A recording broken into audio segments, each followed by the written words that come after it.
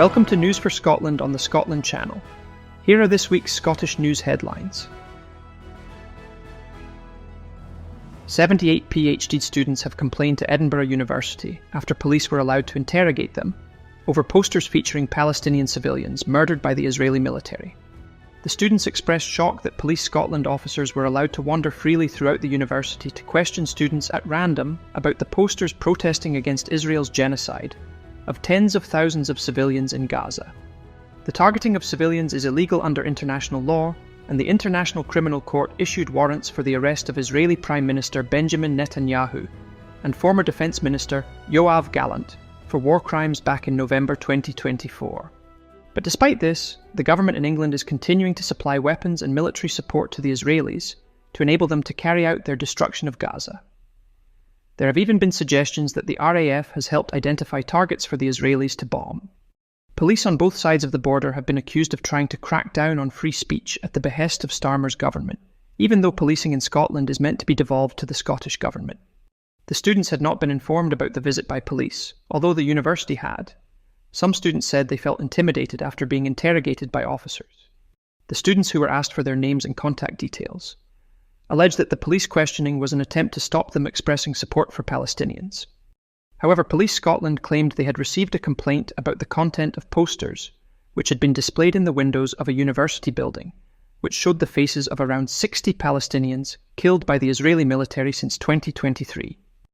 The complaint alleged that one poster showed a Hamas operative, but students said police pointed to a poster showing Palestinian journalist Anas al-Sharif. Al-Sharif was Al Jazeera's Gaza correspondent. The Israeli military falsely accused al-Sharif of being a Hamas operative, according to the International Committee to Protect Journalists.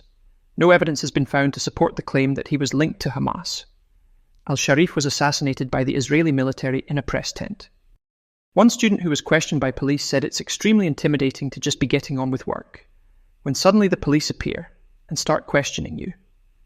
The university doesn't seem to care about the impact this has had. Police Scotland needs to answer to this. By this standard, tomorrow I could make a complaint about a poster with Keir Starmer's face on it and say, hey, that's a known Hamas member, and they would investigate it and start questioning everyone. It's insane they didn't check. Another student claimed that many international students are afraid police interactions could create issues with their visas. This letter is the latest in a series of complaints made against the university around Palestine. In December 2024, an open letter signed by 12 organisations including UCU Edinburgh plus 363 staff and 126 PhD researchers accused Edinburgh University of suppressing freedom of expression regarding Palestine. Edinburgh University said it had a responsibility to cooperate with the police and assist in their investigations. Scotland would lose the ability to challenge human rights violations if a future Reform government in London carried out their pledge to withdraw from the European Convention on Human Rights, First Minister John Swinney has said. Leaving the European Convention on Human Rights is not the future I want for Scotland ahead of its 75th anniversary, he said. Scotland, as part of the UK, has no say, as it's likely to be English voters backing Reform UK, who would force Scotland out just as it did with Brexit. The European Court of Human Rights was formed in the aftermath of World War II, with the aim of preventing the atrocities of war happening again in Europe, and has stood as a pillar to ensure human rights are upheld for the past 75 years. But Reform UK, and more recently the Conservatives, have advocated for the UK to leave the Convention to prevent it from stymieing efforts to deport people. Swinney said, in the face of ongoing political attacks against it from some quarters, I want to be clear that I wholeheartedly support the ECHR and membership of the Council of Europe and the vital role it plays to protect human rights. If the UK ever left the ECHR, people in Scotland would lose the ability to challenge human rights violations in the European Court, and the UK would be sending an appalling message on the international stage, he added. It's time for Scotland to stand up to the UK by enacting the UK-ratified International Convention on Civil and Political Rights into Scots law, according to campaign group Respect Scottish Sovereignty. The UK's highly centralised structure, where Holyrood is regarded as little more than a parish council, is in direct contravention of its international treaty obligations under the ICCPR, which it ratified in 1976 but failed to put it into UK law for a very good reason. It would give the people too much power. The Scotland Act gives Holyrood the power to implement in full international human rights agreements which are not reserved. But the Scottish Government is resisting such calls. The Constitution Europe External Affairs and Culture Committee is conducting an inquiry to examine the options for a legal mechanism for triggering any independence referendum based on principles of certainty and democratic consent within the UK constitutional context. It has some academics lined up to give evidence on November 13th. As previously reported on News for Scotland, Respect Scottish Sovereignty delivered its submission to the committee's inquiry, arguing that implementing the International Covenant on Civil and Political Rights into Scots law satisfies the committee's three conditions for triggering a referendum on self-determination: the legal mechanism, the principles of certainty, and the democratic consent. All are within the existing UK constitutional context.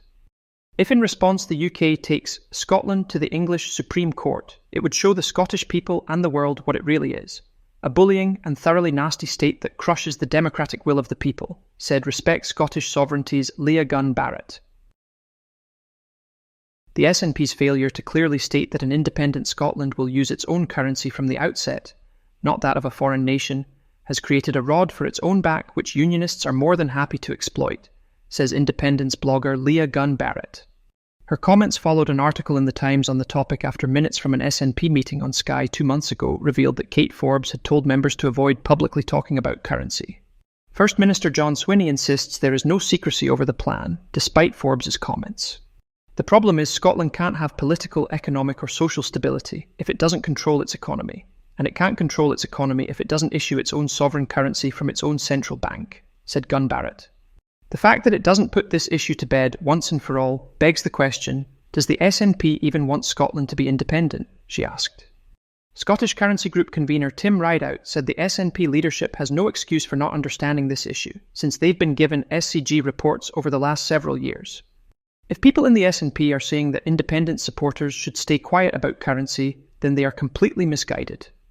Only when we provide clear, concise and accurate information to the public can we expect them to have confidence in independence. Honesty is key, and it is dishonest to say that using sterling after independence would create stability. It would be quite the opposite, said Rideout. There isn't a single economist that thinks we should plan to become independent and carry on using the currency of a foreign state. To attempt that would mean there would be no lender of last resort, there would be no deposit insurance scheme, and it would be extremely problematic for the Scottish Government to borrow on the international market. We'd even struggle to manage cash flows and national liquidity. That is not credible, and that is why the Scottish Currency Group is producing credible policy approaches informed by monetary economists. Concealing information from the public is a very good way to generate mistrust and suspicion, he added. English economist Professor Richard Murphy said a nation that uses another's currency has surrendered the most fundamental power of self-determination, the ability to decide who can create money, how it is used, and for whose benefit. To outsource these is to outsource faith itself. If Scotland wants to shape its own destiny and believes in its capacity to create value and care for its people, then it must issue its own money. That is not a matter of pride. It is a matter of truth, he said. The issue of trade tariffs on one of Scotland's major export industries has taken place with the US government without the involvement of the Scottish government. England's Scotland Office representative Douglas Alexander met with US Ambassador Warren A. Stevens at the UK government's outpost in Edinburgh, Queen Elizabeth House, to talk mostly about investment in the military and weapons sectors, including technology and research cooperation. The issue of Scotch whisky tariffs was briefly raised during the meeting, and both noted their desire to see negotiations between both the US and English governments concluded at pace. We have a good trade deal in place with the United States, and both sides continue the hard yards of negotiating further detail, including on whisky, said Alexander. Despite whisky being of major importance to Scotland's economy, no representatives of the Scottish Government were invited to take part in the meeting because Scotland, as part of the UK, has no say in matters of international importance to Scotland. However, First Minister John Swinney visited the US in September, meeting with US President Donald Trump in the White House to plead the case for removing tariffs on Scotch whisky. But because Scotland is unable to represent itself on an official level, it's left to the government of another country to conclude any deals affecting Scotland. The SNP's record on crime is nothing short of criminal, according to English Labour's Scottish branch manager, Anas Sarwar, despite Scottish crime rates falling to the lowest levels in decades. Sarwar claimed the SNP had cut police numbers, closed police stations and let criminals out early, pushing Scottish prisons to breaking point without mentioning that Scotland's budgets are controlled entirely by England posing as the UK. Sarwar also failed to mention that Scottish crime rates are not only far lower than England's, but have fallen whilst crime in England is continuing to rise, especially for violent knife crime incidents. The so-called Scottish Labour leader also failed to mention that the previous UK government cut frontline police numbers in England and Wales by a staggering 20,000 officers, and with the resultant spiralling crime numbers, was forced to slam that policy into reverse, with hugely damaging impacts on law enforcement in England. He also failed to mention that almost 40,000 prisoners have been released early from English jails since September 2024. However, he appears to want Scotland to follow England's disastrous handling of law and order. First Minister John Swinney accused Sarwar of rhetoric and hypocrisy. "I am proud to defend a record that has won the lowest levels of crime since 1974, said Swinney. Every August, the Scottish Government publishes figures that absolutely do not represent the finances of an independent Scotland, and the unionist media immediately misrepresent them as proof that Scotland couldn't afford self-determination. A new independent, forward-looking set of national accounts showing Scotland's finances as they would be in an independent country would mean we stopped handing our opponents their only economic weapon and started shaping Scotland's future economic story ourselves, showing what more we could achieve through independence. GERS doesn't show what independence would look like. It shows the cost of staying in the Union. Many within the independence movement argue that the Scottish Government should stop publishing GERS altogether. I understand that frustration, said Believe in Scotland's Gordon McIntyre Kemp. But if Holyrood stopped producing it, Westminster would simply publish its own version through the Scotland Office, a report that would be even more distorted and one-sided. Let's flip the numbers and flip the narrative, he said. The time has come to end the annual ritual of self-defeat. By demanding the GERS approach, we will create a true independent picture of Scotland's finances. We can transform that unionist weapon into a tool for liberation. Believe in Scotland is campaigning to make this happen, to put GERS on the Scottish Government's agenda and expose the truth about Scotland's economic potential. A free public transport trial is to take place in Glasgow early next year, which will see 1,000 Glaswegians travel free on the city's buses. Glasgow City Council confirmed this week that a pilot scheme granting free public transport to 1,000 Glaswegians will begin in early 2026. Councillor Angus Miller confirmed that the pilot scheme will last for a 6-week period. As a city with one of the lowest levels of car ownership across the whole of Scotland, this will have a transformative impact for people living in poverty and experiencing social isolation, and I hope that it will pave the way for expanding free public transport in Glasgow longer term. Edinburgh's suburban ghost train line, which closed to passengers in the 1960s, could reopen as part of ambitious plans to extend the city's tram system. Trams returned to the city in 2014, running between the airport and York Place in the city centre. However, numbers using the tram service doubled to 10 million passengers annually when the line was extended from York Place through to New Haven in 2023, and Edinburgh City Council are now seeking to build on that success, with a series of other routes, some of which would use a ghost rail line which closed in the 1960s, except for around 4 freight trains a night. The plans would see a new north-south route connecting Granton in the north to the Bio Quarter and Royal Infirmary in the south. The route would pass through areas like Crewe Toll, Orchard Brae, Dean Bridge, North Bridge, Cameron Toll and Old Dalkeith Road, with trams on this section using battery power to avoid the need for overhead lines. Route options for the city centre section include Roseburn Path, using a former railway line, and would include a dedicated corridor for walking and cycling, or Orchard Brae, an on-road option that runs through Orchard Brae and Dean Bridge, sharing the road with other traffic. The council's preference is for the Roseburn Path route to avoid road closures and trams, sharing the road with other traffic.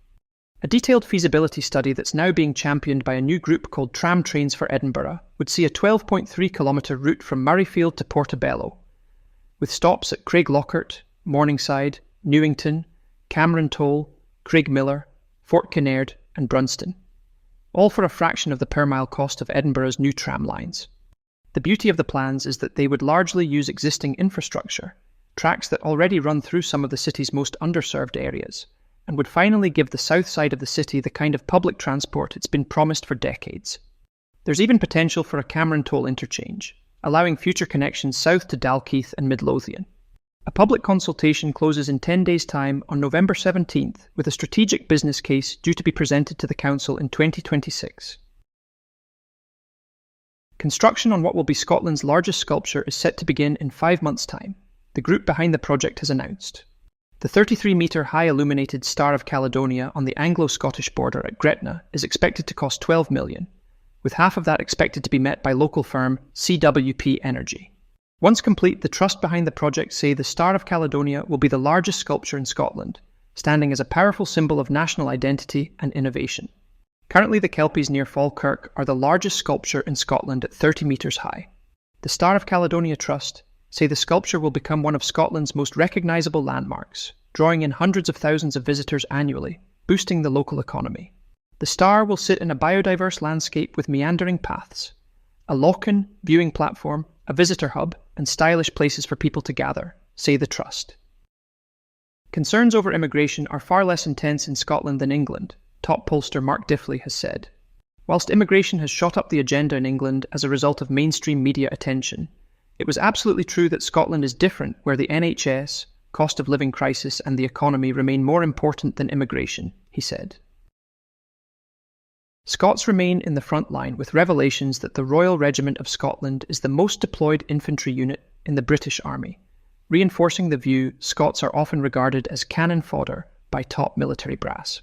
Scots rearguard regiments were sacrificed after the Dunkirk evacuation during World War II, notably the 51st Highland Division, whilst during the First World War, Scots regiments were the first to be sent to the Western Front.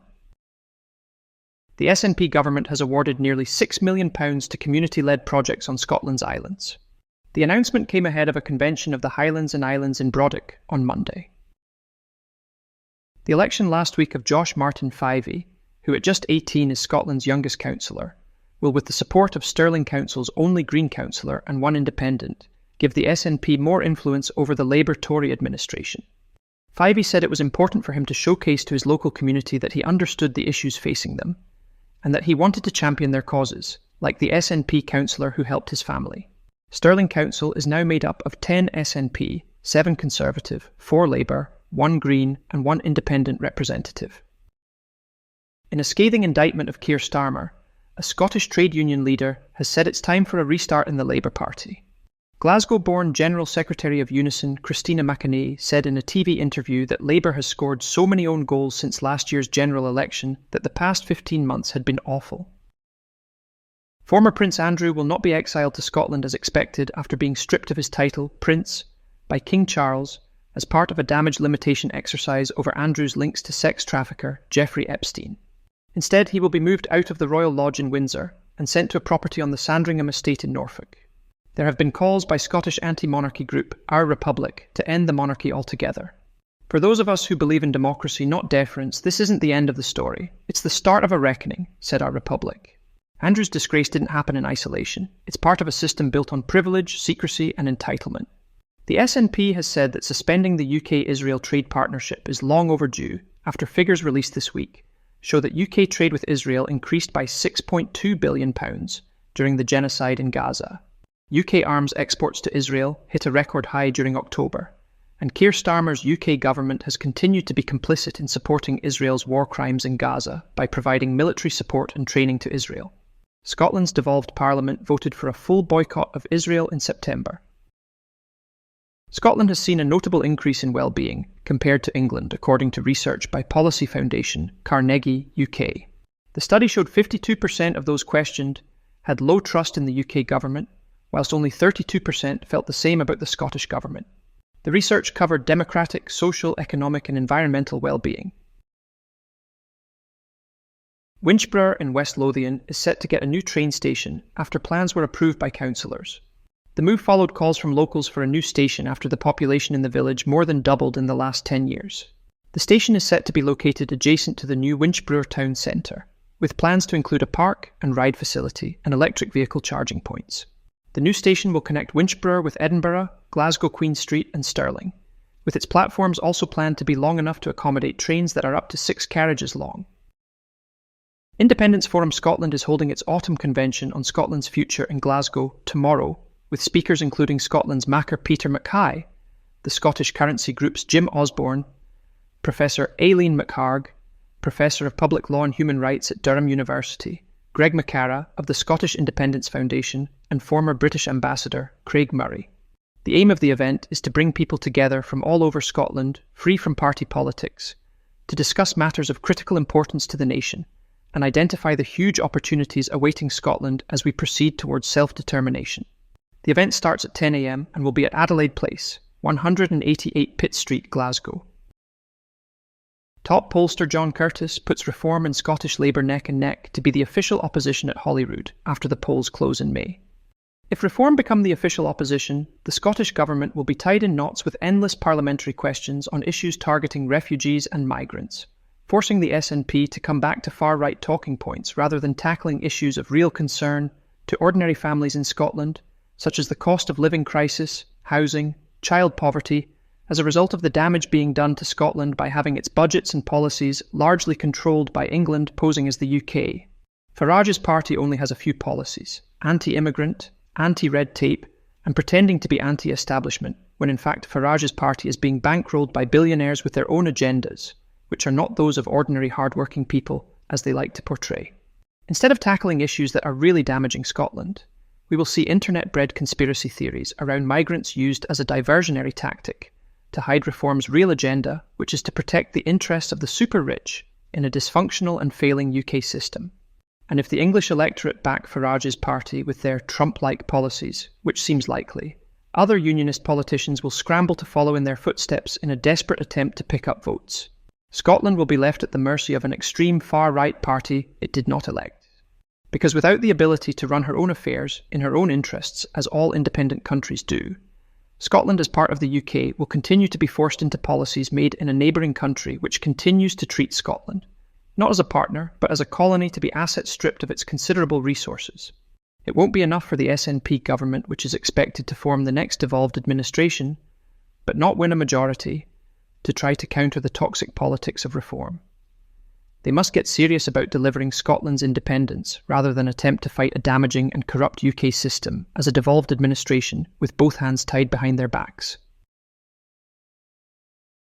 The Anglo-British media is ramping up its anti-Scottish narrative by amplifying the propaganda of unionist politicians in England, with headlines such as these in the so-called Scottish Daily Mail.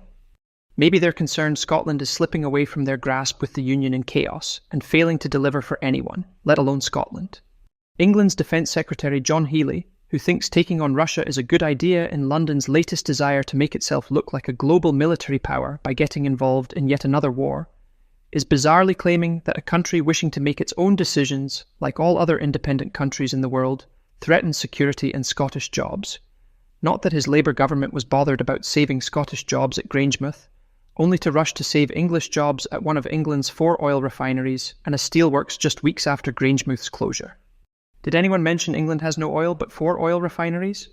Scotland has the oil but no oil refineries at all, thanks to the government of a neighbouring country which claims that Scotland is somehow better off in a union that fails Scotland every single day. Healey said that the continuation of a Scottish nationalist government in Scotland is a threat to our security. When Healey says our, he means England, of course.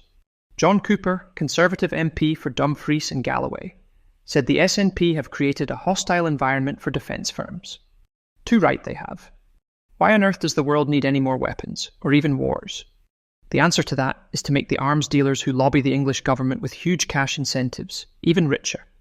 And as for the SNP wanting to remove the target on Glasgow's back and prevent thermonuclear annihilation, well, it's what most sane people would want, surely. If England's nukes are so safe, then why not locate them on the Thames in London? This level of misrepresentation by the politicians of England and their compliant media is only going to get much worse as the 2026 elections draw closer.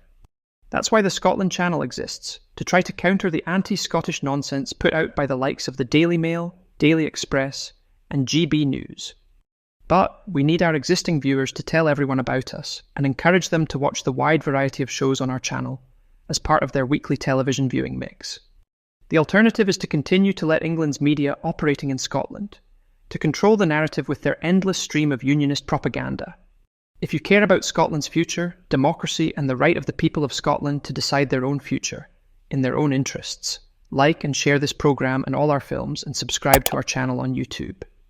And please consider making a donation to the channel to support us with our production costs. Remember, we don't have billionaire backers with vested interests like GB News has. So we are totally reliant on you to help us to continue to tell Scotland's real story and ultimately change the unionist narrative about our country. That winds up our stories for this week. Join us again next Friday at 7 p.m. or any time thereafter. Thanks for watching.